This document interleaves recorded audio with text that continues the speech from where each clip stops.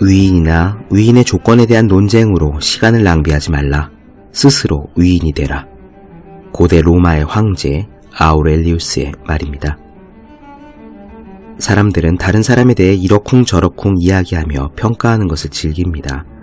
더군다나 연예인이나 운동선수처럼 대중 앞에 노출되는 사람들에 대해서는 더 열심히 떠들어대지요. 아마도 사람은 원래 그런 건지도 모르겠습니다. 아우렐리우스의 말을 들어보면 로마 시절에도 사람은 똑같았나 봅니다. 남을 평가하는 것은 쉽습니다. 아무나 붙잡고 그 사람에 대해 어떻게 생각하세요? 라고 물으면 다들 그 사람 전문가인 것처럼 떠들어댈 수 있습니다. 그렇기 때문에 남을 평가하는 것은 무의미한 일입니다. 누구든 할 말이 있다는 이야기는 누가 말하건 귀 기울여주는 사람이 없을 거라는 뜻이기 때문입니다. 다들 자기 이야기를 하느라 바쁠 테니까요. 그러므로 남에 대해서 이러쿵저러쿵 평가하느라 시간을 낭비하지 마십시오. 남을 평가할 시간에 자신의 공부를 하기 바랍니다.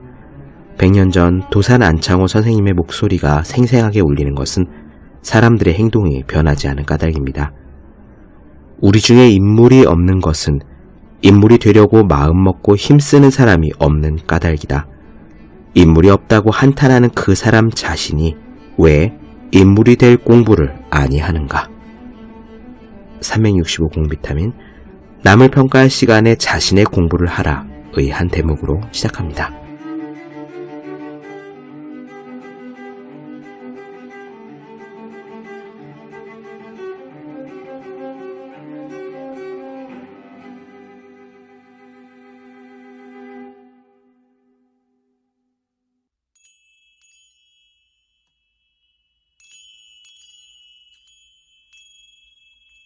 네, 안녕하세요. 본격 공부작업 팟캐스트 서울대는 어떻게 공부하는가 한지우입니다. 이영재 작가의 직장인 공부법, 오늘은 그 마지막 시간이 되겠습니다. 저도 강의할 때나 또 제 책에서나 공부머리라는 건 없다고 누누이 이야기해왔습니다. 한두 번 쓱 보고 저절로 외워진 적은 한 번도 없었고요. 노력을 한 만큼, 품을 들인 만큼 실력으로 이어졌으며 그래서 머리가 좋다는 생각은 안 해봤다고요. 공부를 하면 할수록 타고난 머리가 부족하다고 고민하는 일은 정말 점점 줄어갔습니다. 어떻게 하면 더 많이 일할 수 있을까? 어떻게 하면 더 집중해서 작업할 수 있을까를 고민하게 되었죠. 조금 과장해서 단언하자면요. 타고난 머리와 타고난 재능을 탓하는 사람은 공부를 정말 열심히 해본 적이 없는 사람이 아닌가? 라고 말할 수 있을지도 모릅니다. 저는 제 지인들을 보면서 솔직히 늘 그런 생각을 했고요. 또 지인들도 그렇게 말하곤 했어요. 열심히 공부하고 일하면 소위 말하는 이 머리라는 것도 실제로 트여요. 머리는 원인이 아니라 성과를 낸 후에 따라오는 결과 같은 겁니다. 혼자 하는 공부의 정석 첫 번째 챕터가 이 머리에 대한 이야기였죠. 오늘 직장인 공부법의 마지막 시간에는 공부 마인드에 대한 부분을 나누어 드리겠습니다. 여기서 저자도 공부 머리라는 거는 없다고 단언합니다. 그 부분의 경험에 저도 거의 100% 동의한다는 점 말씀드리고 싶어요. 책을 다 읽으면서 인상 깊었던 게 한 가지 있습니다. 저자는 10개쯤 되는 굉장히 많은 자격증을 땄는데요. 그 자격증을 딴 이유가 들어볼만 했어요. 이분이 딴 자격증 중에 공인중개사도 있습니다. 행정고시까지 합격한 사람이 왜 시간을 내서 공인중개사를 땄지? 라고 이상하게 생각할 수도 있지만 이분은 조세 심판원에서 업무를 하던 중에 부동산 관련된 지식이 계속 요구되었고 그 업무에 필요해서 그래서 공인중개사를 땄다고 해요. 자신이 필요해서 딴 것이니까 주변 사람들의 편견이랄까 그런 거에 연연할 필요가 없지 않느냐라고 이야기를 합니다. 이런 태도는요. 꼭 공부를 대하는 태도뿐만이 아니라 인생을 대하는 태도와도 곧장 연결이 되죠. 나는 이런 삶을 살고 싶다. 그런데 이 길을 가자면 이런 것이 필요하다라고 생각이 되면 주위의 대다수가 그 길을 가건 가지 않건 간에 나는 내 할 일을 하는 겁니다. 그것은 삶을 대하는 태도예요.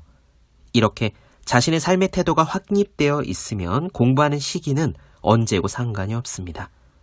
우리는 각자 자신의 인생을 각자 자신의 속도로 살아가는 거니까요. 직장인 공법의 마지막 이야기, 공부하기 좋은 나이 편으로 마무리하겠습니다.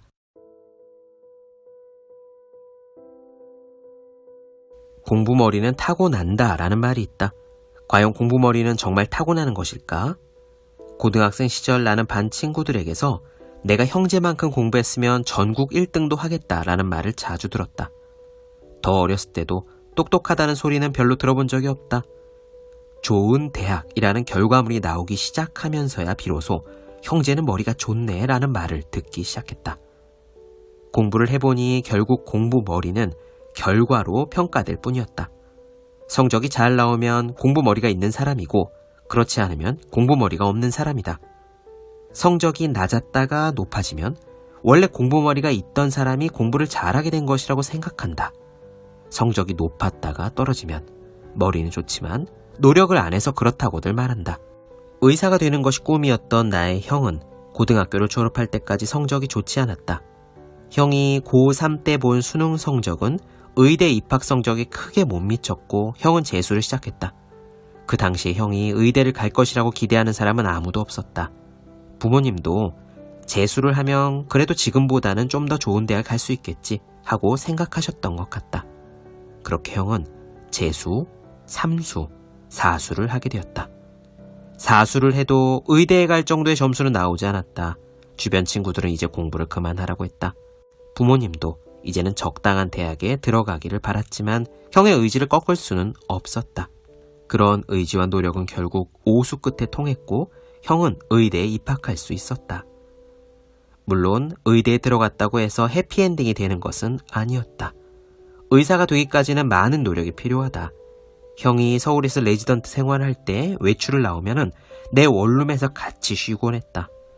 내가 지켜본 레지던트 생활은 샤프한 머리보다 처절한 노력이 필요해 보였다. 오죽하면 내가 형에게 이건 진짜 아닌 것 같은데 차라리 그만두는 게 낫지 않겠어? 라고 말할 정도였다. 하지만 형은 그 힘든 기간을 버텨냈고 결국 대학병원의 교수가 되었다. 사람들은 의사는 당연히 똑똑할 거라 생각한다.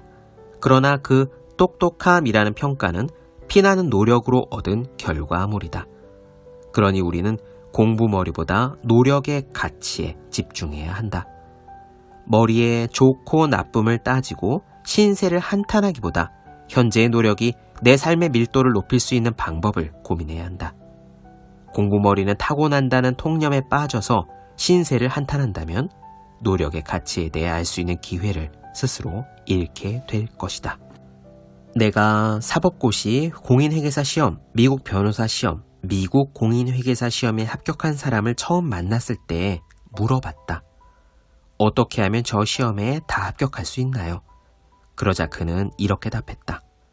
합격한 시험보다 탈락한 시험이 훨씬 많습니다. 그 대답을 들으니까 내가 정말 바보 같은 질문을 했구나라는 생각이 들었다.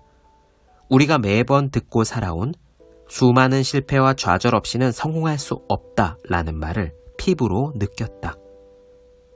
만약 어떤 시험의 경쟁률이 100대 1이라면 100명 중에 1명만이 합격하는 것이다. 탈락하는 사람이 99명이다. 합격하는 것이 매우 특별한 상황이다. 경쟁률이 높은 시험을 준비하면서 합격한 시험보다 탈락한 시험이 많은 것은 당연한 결과다. 시험뿐만 아니라 모든 일이 그렇다.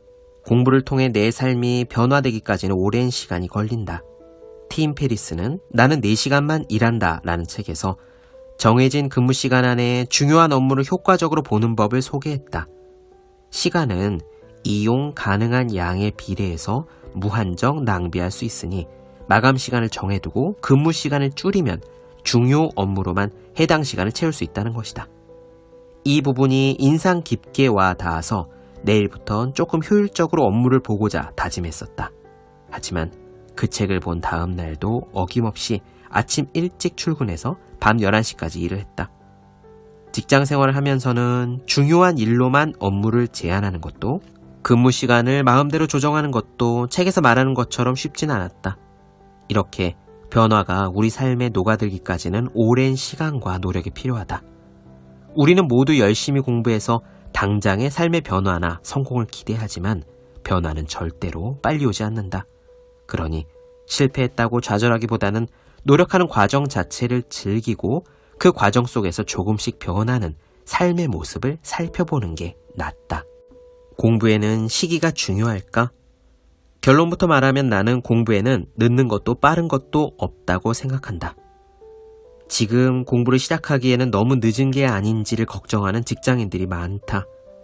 공무원 시험의 경우에는 어린 나이에 시험에 합격한다고 해서 손해볼 건 없지만 늦은 나이에 합격한다고 반드시 불리한 것은 아니다. 나와 함께 연수원에서 교육을 받은 동기 중에는 12살 많은 형도 있었다. 그 형은 다른 일을 하다가 뒤늦게 공부를 시작했다. 그런데 다른 일을 하면서 경험한 것이 조직 생활을 잘하는데 큰 도움이 되는 것 같았다.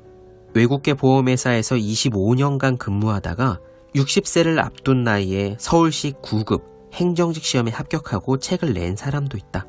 권호진 씨는 시험에 합격해서 서울시 서초구청에서 막내로 일하고 있다고 한다.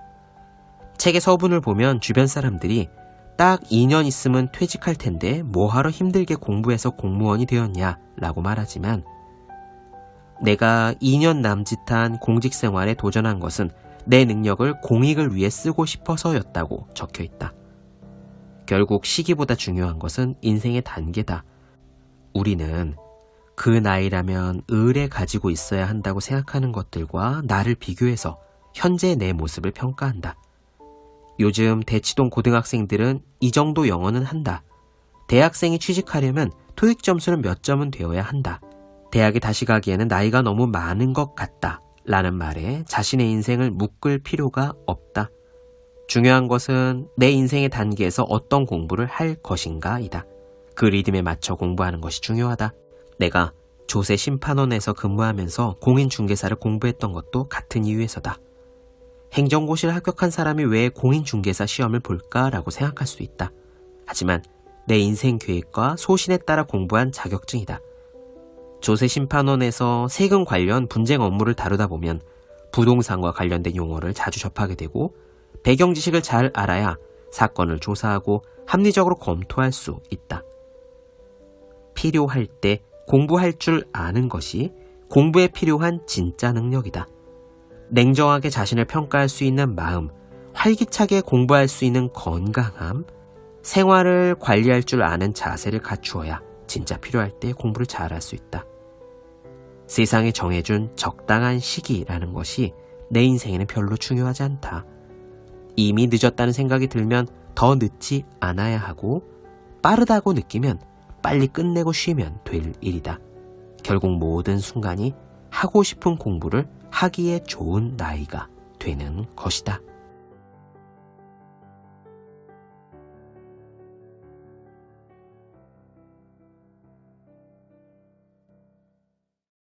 네, 본격 공부작업 팟캐스트 서울대는 어떻게 공부하는가 이영재 작가의 직장인 공부법 나눠드렸습니다. 더 많은 이야기가 궁금하신 분들, 질문사항 있으신 분들은 제 유튜브 채널 서울대는 어떻게 공부하는가, 네이버 블로그 세계 즐거운 편지, 다음 카카오 브런치 한주의 브런치, 인스타그램의 해시태그 서울대는 어떻게 공부하는가 검색해주시면 좋겠습니다. 또 공부하시는 모든 분들을 위해서 어떻게 공부하는 게 효율적인 설명한 혼자 하는 공부의 정석, 그리고 책상에 올려두기만 해도 공부하고 싶어지는 365 홍콩 캘린더 아직 읽지 않으셨다면 꼭 읽어보셨으면 좋겠습니다. 분명 도움이 되실 거예요. 그럼 오늘 여기까지 하겠습니다. 전 다음 시간에 뵐게요. 여러분 모두 열심히 공부하십시오. 저도 열심히 하겠습니다.